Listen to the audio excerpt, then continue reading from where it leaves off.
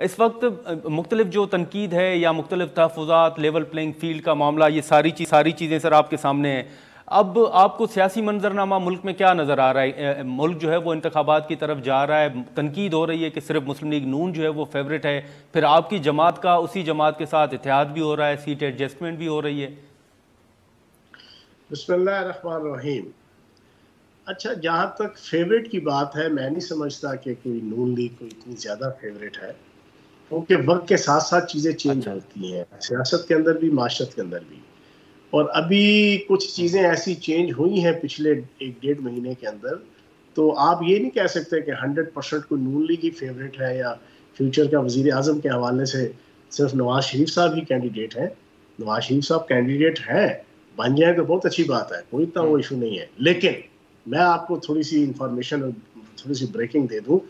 इस वक्त नवाज शरीफ साहब, बिलावल जरदारी साहब और तीसरा बंदा कोई भी, ये 33% के जनाब, तीनों जनाब आप डिवाइड कर लें फ्यूचर में वजीर आजम के जनाब कैंडिडेट के हवाले से। ये नहीं है कि होली सोली सिर्फ नवाज शरीफ साहब भी एक सिंगल कोई प्लेयर है कि जिन्होंने हर हाल में वजीर आजम बनना है। ये तीन आप अंदाजे लगा लें। तीसरा कौन है?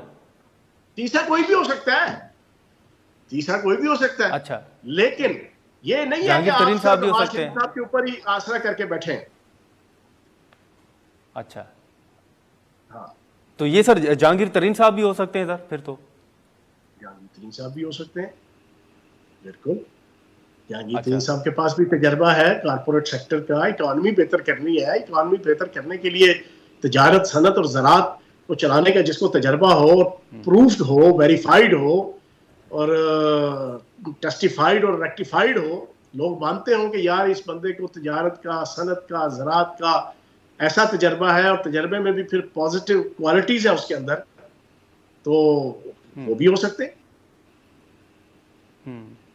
लेकिन आपको नजर क्या आ रहा है चौहान साहब कि जो पीडीएम की हुकूमत थी जिसमें इत्तेहाद के मुख्तलिफ जमातें शामिल थी, नजर ये आ रहा है कि 2 साल से इस मुल्क के अंदर जो तहरीक फसाद फिल अर्ज थी, इंशाल्लाह 8 तारीख की रात को उसका खात्मा हो जाएगा।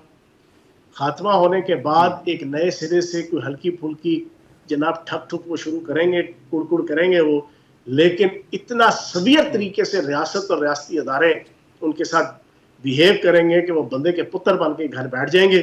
और सोशल मीडिया में जो तूफान बदतमीजी 2 साल से उठाया हुआ है, उसको भी इंशाल्लाह काउंटर करने के हवाले से, और उसका भी जनाब उसके हवाले से भी कोगला छपाकी जुमेरात आई है, जड़ा आगे पीछे देखे उसी शामत आई है वाला माहौल बनने वाला है। क्यों कि रियासत से आगे कोई नहीं, और रियासत जो है वो पुरअमन हालात से चलती है।